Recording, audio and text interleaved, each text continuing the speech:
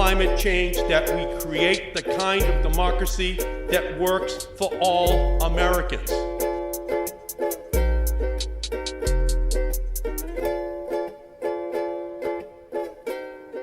Never in our history have the interests of all Americans been so united. I want to thank my fantastic partner, Congresswoman Alexandria Ocasio-Cortez. We will save all of creation. Our energy future will not be found in the dark of a mine, but in the light of the sun, of the sun, of the sun, of the sun.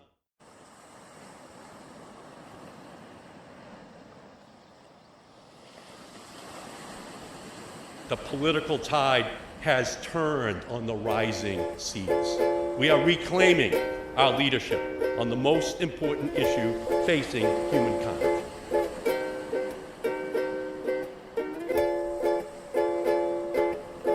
We can deliver a Green New Deal for America.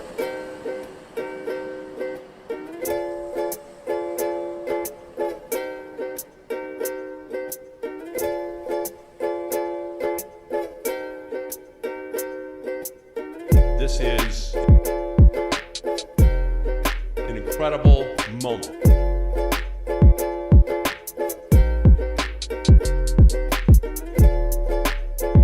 All of the supporters who are here today support the climate, clean energy, social justice, public health.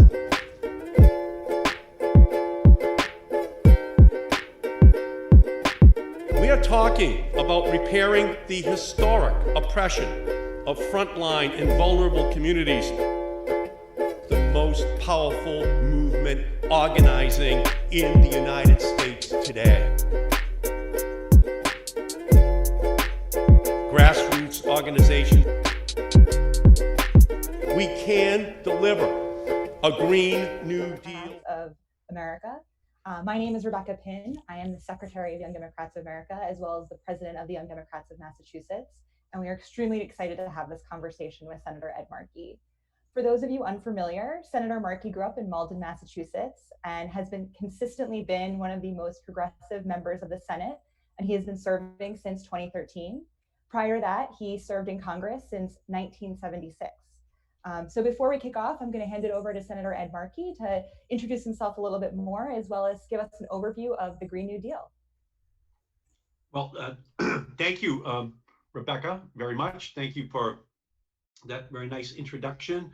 And I want to thank Joshua Harris-Till and Jen House for their role in helping to create this incredible forum this evening on the Green New Deal. And it's more central now than it's ever been. And so it's just great that you are all coming together in order to talk about this issue. So let's just start with the obvious. The denier-in-chief actually sits in the Oval Office. So we've got a big problem with a guy who absolutely is irresponsible in the way in which he deals with this issue. And we have an incredible opportunity to unleash a revolution. We know that the planet is dangerously warming. We know that our scientists at all of our federal agencies and the United Nations have come to the very clear, compelling conclusion that if we don't act and act soon, that there are going to be absolutely catastrophic consequences for our planet and for our country. So we know that the planet could warm by 8 to 10 degrees Fahrenheit by 2100. We know what the consequences of that will be. It could lead to upwards along the East Coast and the northeastern part of our country, could lead to upwards of an 8-foot rise in sea level. So I could go through all of the various consequences across all of the country, but there's no question that this threat is real, it's scientifically based, and it's going to require a response at the level, at the magnitude of this threat, which is why when Alexandria Ocasio-Cortez and I introduced the Green New Deal, it was towards the goal of laying out the science first, then laying out what the solution should be. And as we know, that's a solution that would include creating millions of new jobs. And those new jobs would be in wind and solar, energy efficiency, all electric vehicles, in battery storage technologies, in new ways of dealing with the industrial, the agricultural, the manufacturing sectors in order to make them more green, more efficient. So we know we can do this, and we know we can create millions of jobs doing it and make sure that those are good, high-paying union jobs, that we apply the prevailing wage to those new jobs as they're being created. That's at the heart of the Green New Deal. And then what we do is we move on in the latter part of the bill to talk about who should be beneficiaries of this. And honestly, what we did was we said that frontline communities should be at the front of the line, that minority communities should be at the front of the line, because we know that Black and brown people have always breathed different air than white suburban people in the United States of America. And we know that's the only fair way in order to accomplish these goals. And it has to be done with intersectionality. And we just say that quite explicitly in the Green New Deal. So Alexandria and I, we introduced that on February 8th of 2019. Seems like ancient history now, but it's changed everything because it has created a national and international Green New Deal moment. In 2016, during the presidential debates between Hillary Clinton and Donald Trump, there wasn't one question asked about climate change, not one. Well, we solved that problem with the Green New Deal. Now, all of the Democratic candidates, they all have their plan, how they're going to respond aggressively to climate change. The Republicans are loading up on the other side because they know that it is a huge threat to them.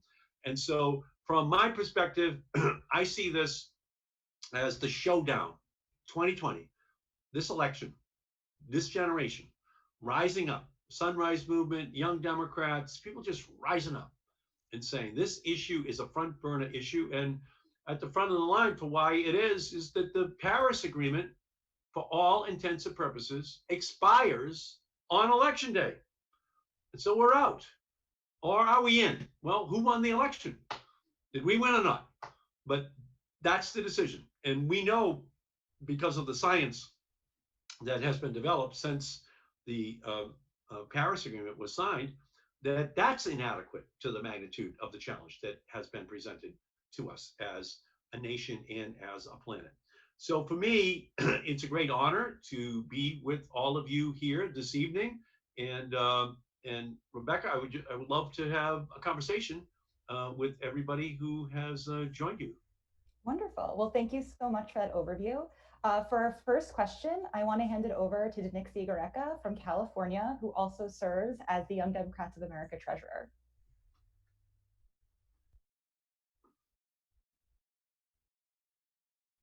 Senator, thank you for joining us this evening. I'm a first-generation American, and when my parents first came to this country, they were able to find gainful and steady employment in the energy sector.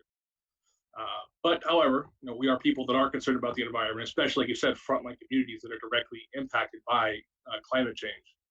What's the plan to help educate, minority communities and folks that care about climate change, but are afraid that their livelihood might be threatened by the Green New Deal? What's the plan to educate and reach out to those folks? Well, the first thing I would say is that we're going to create millions of new jobs. And they won't just be jobs, they're going to be careers, because that's the future of the 21st century. It's in the clean energy, the green energy sector. And it's going to be something where we have to, in community colleges, we have to in high schools, just begin the programs. We have it at Roxbury Community College in Boston already. And it's a program that young people can take as they enter community college to learn how to install solar panels, to use handheld computer devices in order to install energy efficiency capacity into old buildings.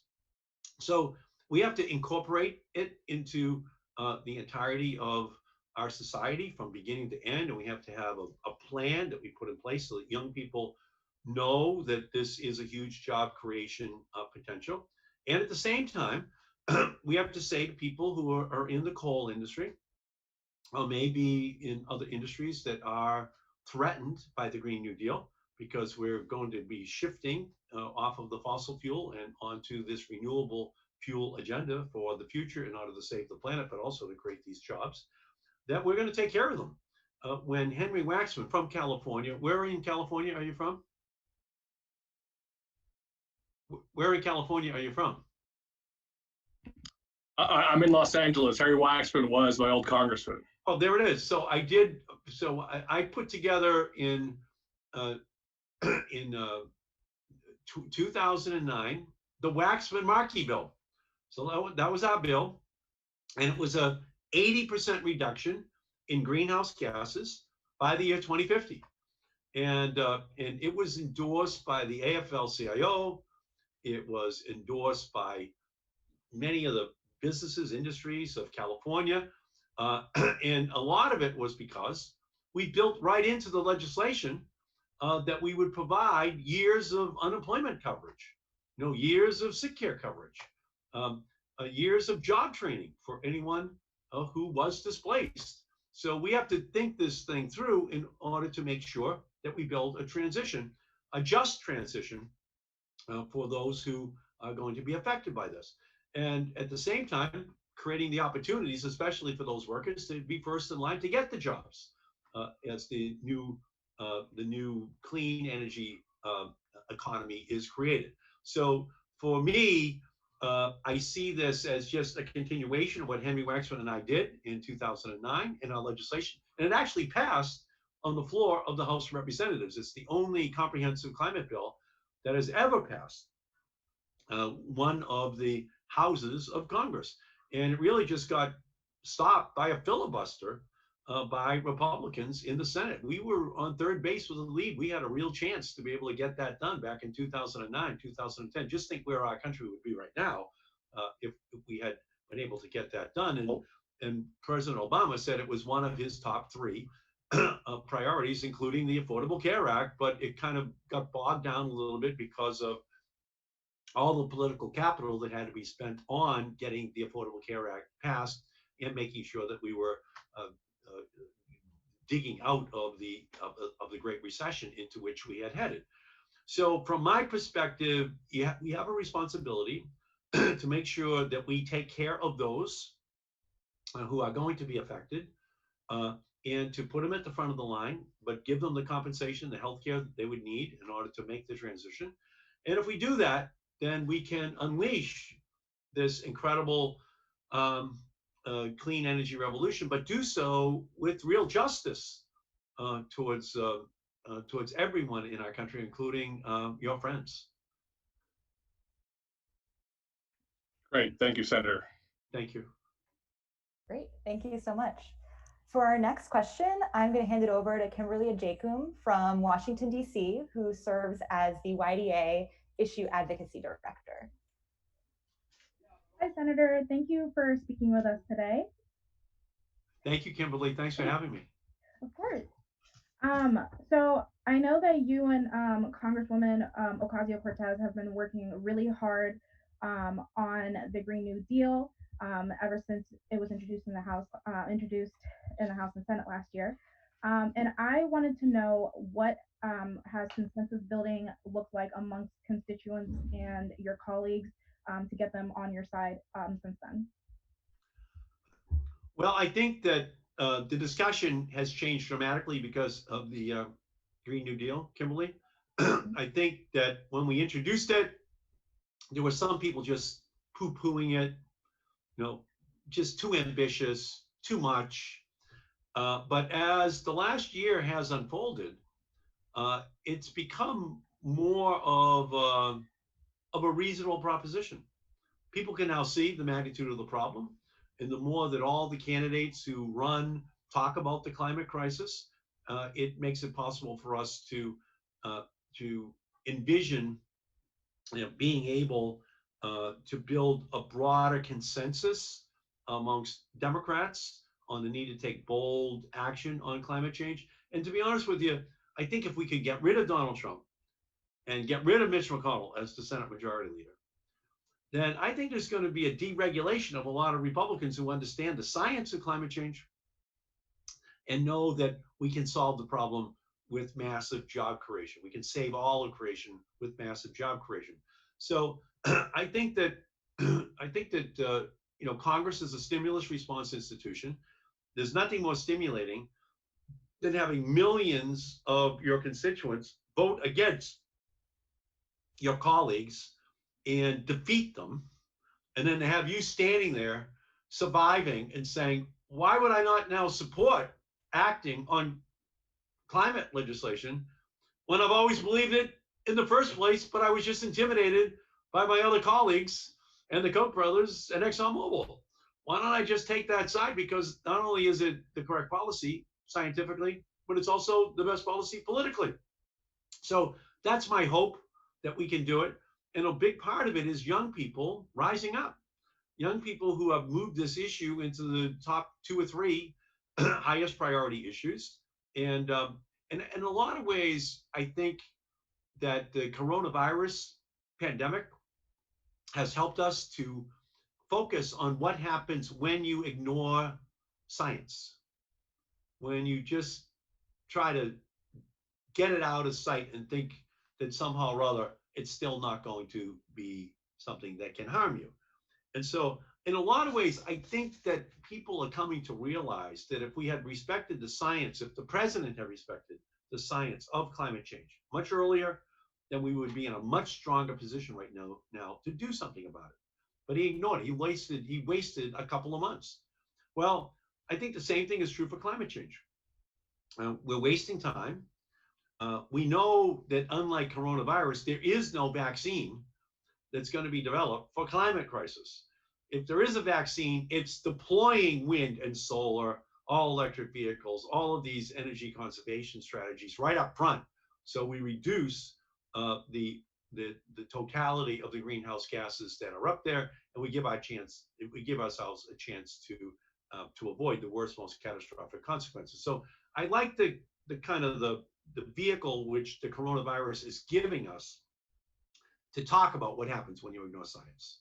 And it gives us a chance to glorify science. I mean, who would think that Tony Fauci would become like almost a rock star as a scientist? Well, that's what happens when people come to realize that science mishandled can come back and harm the health and well-being of their families.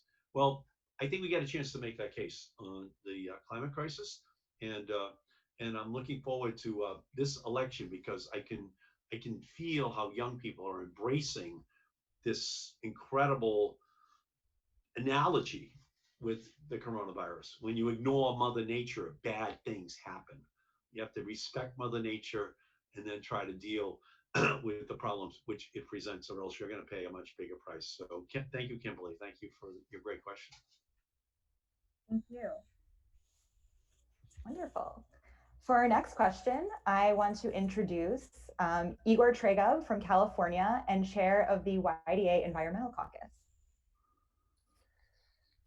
Senator, thank you for joining us today, and thank you for your leadership on the Green New Deal, on climate, and in so many other facets of policy.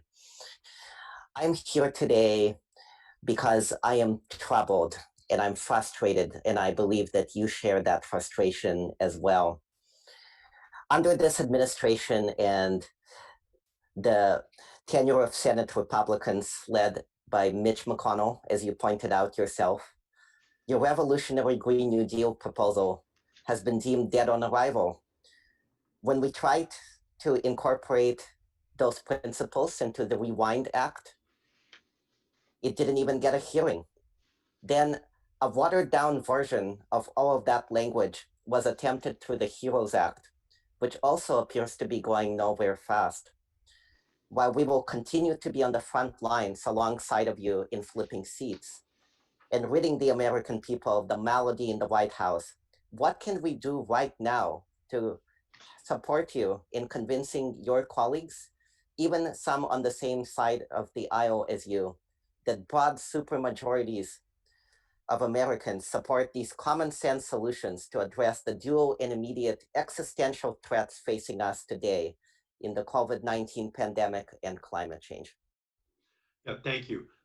Well, you are right so far. But, the president is now, I think, beginning, you can never tell with him because you can never tell when he's lying, but he's beginning to talk a little bit about a big infrastructure bill as a way of dealing with putting people back to work.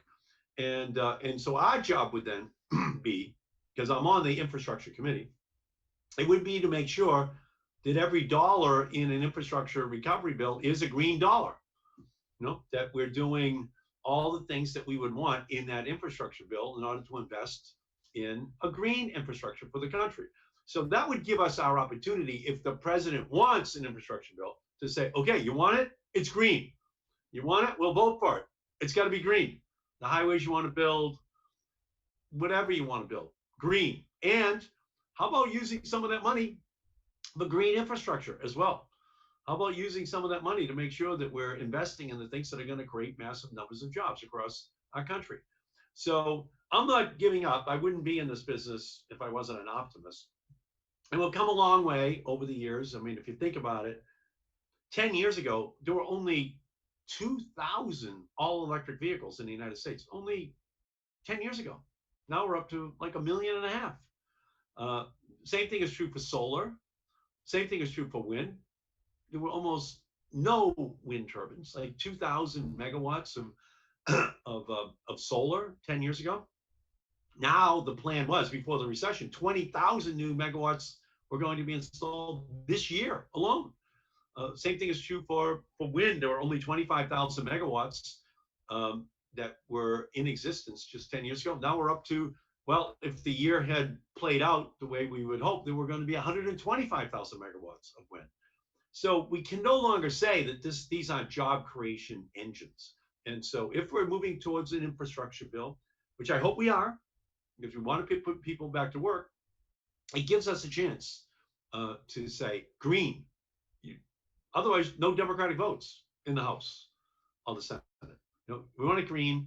We want to make sure we begin this transition quickly. But at the same time, because we know the astoundingly high prevarication coefficient of the President of the United States, we actually have no idea if he's sincere in saying that he even wants an infrastructure bill, because nothing that he says can actually be trusted. But if there is, I think it gives us our first step. And I'm on the infrastructure committee, and I will be battling to make sure we put in that green infrastructure. So thank you so much, Igor. Fantastic. Great. So up next, we have James Wells, Vice President of the Indiana Young Democrats. Hello, Senator. Thank you so much for taking time to join us this evening. My question revolves around red states and Democrat leaders who have a trouble passing reforms.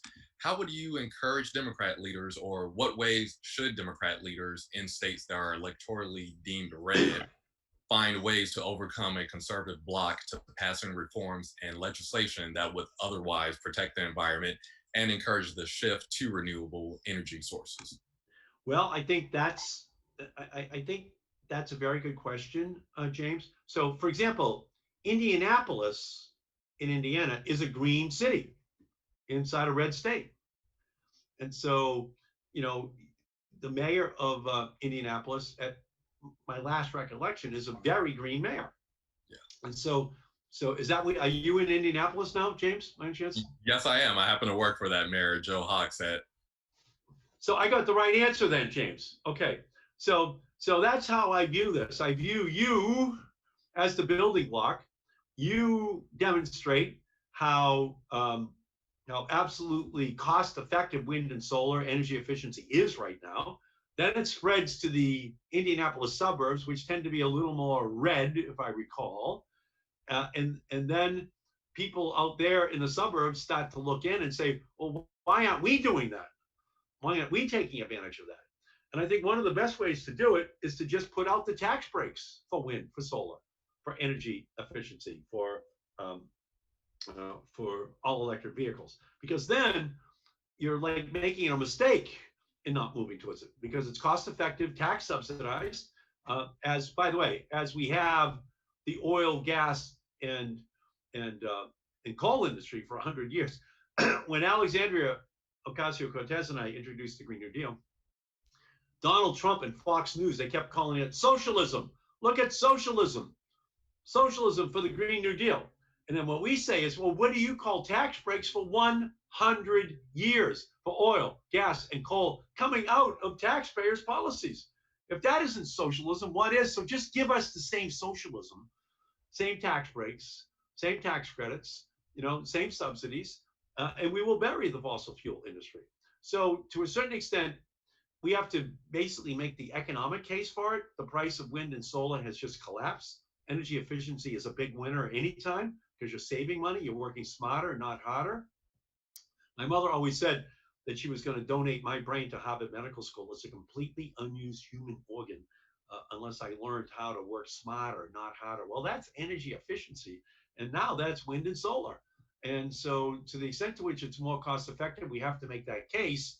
And the more green that Indianapolis gets, and thank you for your great work, James, in the city, is the more likely then that the suburbs start to build a political consensus that they should move there as well. And I think the same thing is true where the mayor of Salt Lake City is green and turning Salt Lake City green in a red state. And it happens all across the country, Austin, Dallas, Houston, you name it. And we're right and they're wrong. And it's increasingly clear that we are. And the more that we make our case is the more likely that the economics of it drive the politics of it. And what do you do for the mayor, James? I actually serve as a neighborhood advocate for the mayor. We deal with a lot of attending neighborhood meetings and community meetings and bringing residents' concerns back to the city and updating them on city initiatives and efforts. So we're kind of on behalf, we work for the mayor, but we are like a concierge service to the people. Thank you. Well, thank you for what you do, and thank you for being an on-the-ground Green Deal Thank you, Senator Mark. advocate. Thank you. Appreciate it, James. Lovely. Thanks, James. For our next question, it comes from Fawaz Anwar, a member of the Texas Young Democrats. Good afternoon, Senator. Thank you very much for joining us. I'm actually also the Chief of Staff for the Asian American Caucus for Young Democrats of America. I lived in a suburb of Dallas, Texas. I sit on my local city's traffic committee. We interface with the Dallas Area Rapid Transit Corporation to help integrate transit services with the greater Dallas metro area. And for a long time, we've tried to get intrastate rail in the state of Texas, but the airplane lobby, mostly Southwest Airlines, has been blocking that. What role do you see rebuilding transportation, in not only just in mass transit in cities, but around the whole country, like to replace things like domestic travel? Like, do you see trains? Do you see revamping Amtrak as something to be included in a possible Green New Deal? Well, that's a very good point. See, my feeling is that the more that we make our case for rail transit, is the more successful we're going to be. And so I'm personally supportive in Massachusetts of having the east-west rail connection be fully funded. That would connect Pittsfield out in the Berkshires through Springfield into Boston, and actually from Pittsfield into New York City as well. Same thing is true for down on the south coast of Massachusetts. That would connect for the first time New Bedford, Fall River, Taunton up into the Boston economy. We have a lot of good things that we can do in Massachusetts, and in a way, it's a way of calling them brain trains, right? Because the more you do it, is the more you're allowing brains to move around by rail and to do so in a sustainable fashion that doesn't significantly contribute to our greenhouse gases. And I think the same thing is true for Texas. The same thing is true for every state. That the more that we expand rail is the more likely that we reduce pollution overall. We just have to make an investment in it. We haven't been like the Europeans, but it gives us a real opportunity to invest in this technology in a way that will be a good, effective way of reducing greenhouse gases.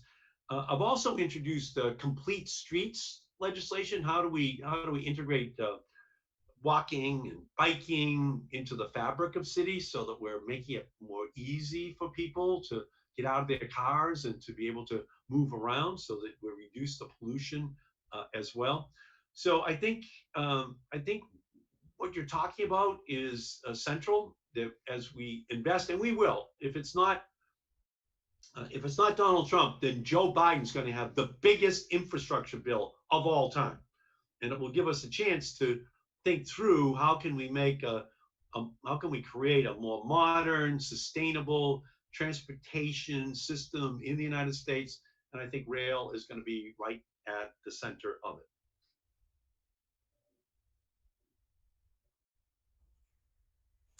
Thank you so much. So for our last question, I'm excited to hand it over to Joshua Harris Till, the president of the Young Democrats of America. Senator, this has been absolutely lovely. I've been really enjoying the questions and your answers. I mean, this is so impactful because I think that people hear about the Green New Deal, but they don't actually get to know the details of it. And so that's really huge, especially for somebody like myself. I live in Oklahoma, so I'm sure you were there with Senator Inhofe and a snowball, just denying the fact that climate change even exists.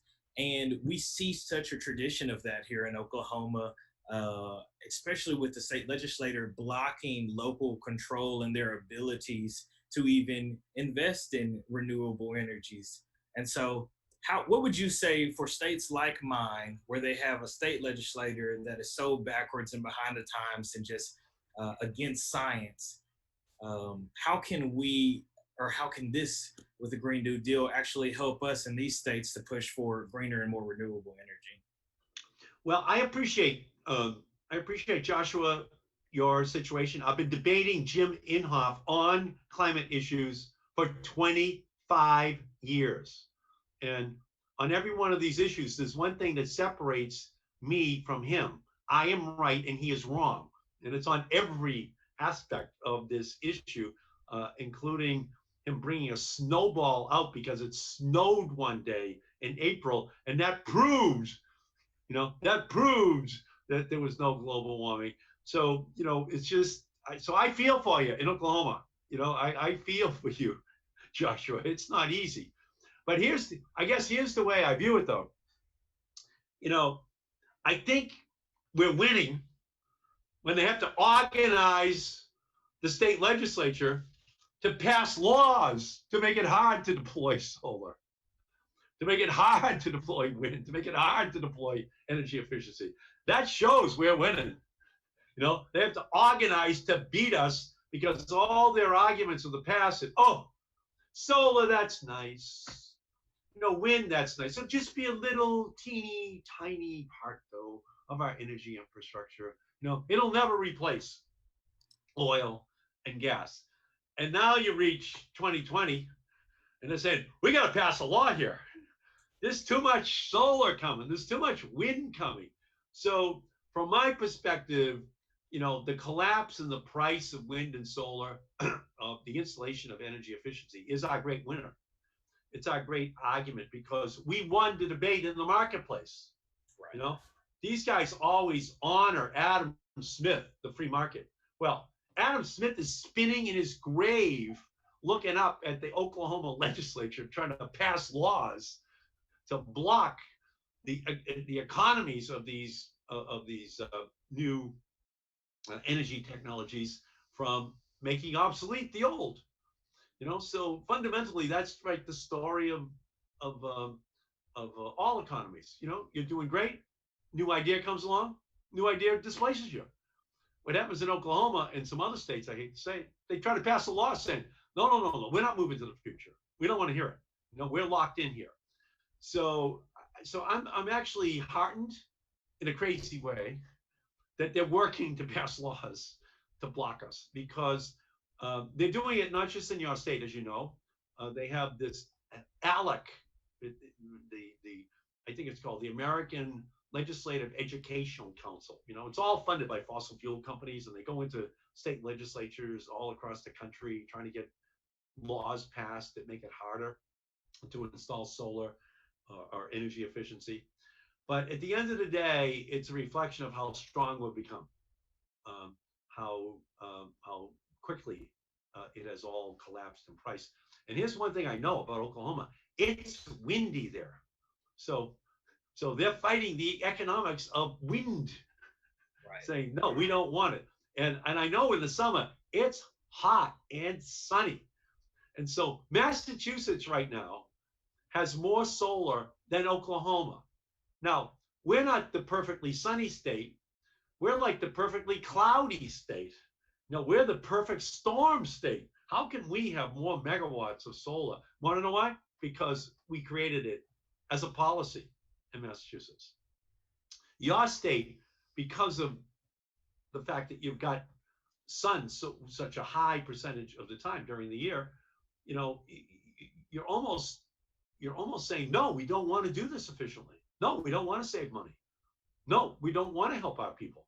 You know, and so I think that as red states get increasingly surrounded by blue states who are doing it, in the same way that the mayor in a city is able to show the suburbs, oh, look at how efficient I'm doing this.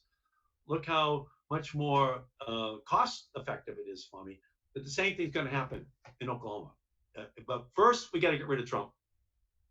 And we got to get rid of a Republican majority in the United States Senate. And thank all the young Dems for everything you're doing in order to accomplish that goal. We are heading towards a 1932-like FDR sweep of this country so we can move on to a Green New Deal, aptly named given the fact that we're going to need a new deal for just about everything that Trump has touched. But to your question, Joshua, I think you should be honored. You should be honored by how hard they're fighting back right now, which only amongst you and your allies should encourage you to fight even more, to be more creative, to make these cases for the cost effectiveness of moving in a different direction. And in the end, you're going to win. You know, when I think back on on the whole history of the environmental movement, there was nothing going on in 1970.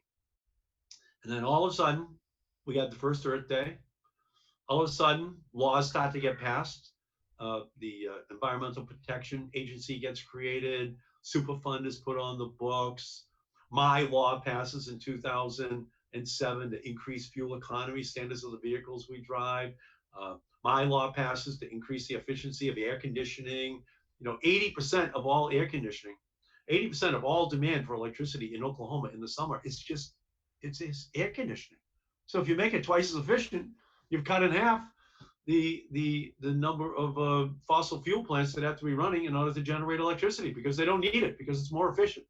So all of these things were not on the books. And as each year went by, after a fight, and first they laugh at you, then they ignore you, then they fight you, then they lose. That's the whole history of all these environmental issues, and you will win. We will win. Okay, the Green New Deal and all of its individual components it's an inevitability, and I can't thank you, Joshua, and everyone else on the call for everything that you're doing to advance that cause. Well, no, I think that like I couldn't have ended it much better if I tried. We will win in the end, and I think people like you giving folks like us really hope in times like this, because we do see a lot of the negative rhetoric and we do see all of the negativity coming from the White House. But then we got a friend like you, an ally in this fight, letting us know that we can do this together. You know how I see it, Joshua? I see it as liberals are usually right, but too soon. So you got to wait for people to catch up. And you got to have the courage of your convictions, though. You know? So when you think about it, when I voted against the Defense of Marriage Act in 1996, there were only 67 of us who voted no out of 435 members of the House. 67 people saying no, you can't say because you love someone and you want to marry them, that you're going to lose all your benefits. Then in 2004, Massachusetts legalized same-sex marriage. And now it's 2020, and Republicans say, hey, not a problem, not a problem. Hey, doesn't bother me. I don't know why, I don't know why you think I don't know why you think I have a problem with that. So that's a brief kind of a blink of an eye on that one issue. It's all changed now and people accept it. Well, the same thing is going to happen on this issue as well. We're right and they're wrong. And I thank you, Joshua, and everyone who's on this call for giving me the opportunity to join you this evening. Well, we thank you so much. This is honestly such a great opportunity for us. I believe that the relationship between us and you oftentimes doesn't coalesce as well because you're always busy there and we're always back home. But Zoom and all of these Facebook Lives have allowed us to really foster a great relationship. And so this has been absolutely amazing, and we can't thank you enough. Yeah, like Zoom is becoming like Oreos or Q-tips or Air Jordans. I mean, it's not, you just have to say Zoom, right? And so it actually allows someone in their home in Malden, Massachusetts, to be talking with people all around the country in a way that 3 months ago we probably wouldn't do. And so maybe this is going to be our organizing tool. Maybe this is going to be something that really helps us to telescope the time frame that children will have to look to the history books to find that there ever was such a thing as the climate crisis. And I thank you, Joshua, for giving me this opportunity, because the climate crisis is the national security, healthcare, economic, environmental, and moral issue of our time. We have to solve this problem. The COVID epidemic is a preview of what's coming. The damage is going to be absolutely massive. We could have upwards of 200 million climate refugees by 2050, according to the United Nations. The impact is going to be vast.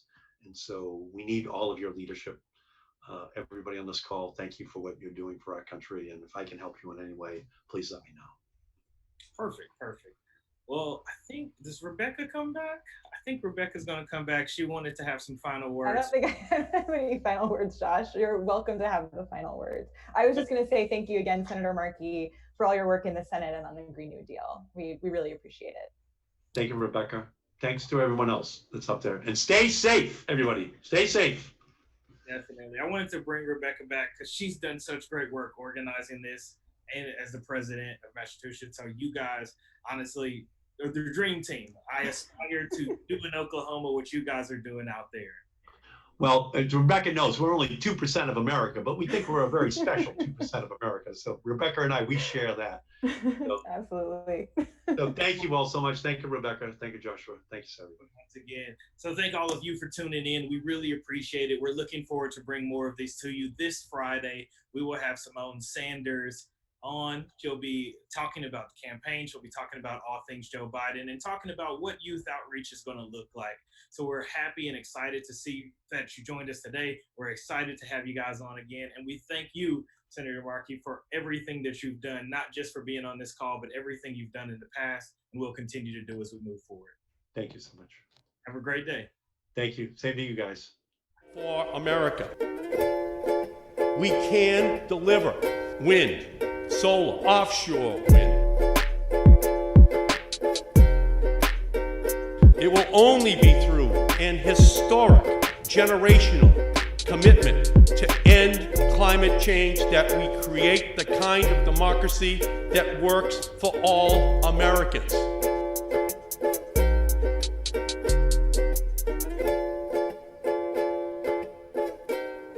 Never in our history have the interests of all Americans been so united. I want to thank my fantastic partner, Congresswoman Alexandria Ocasio-Cortez.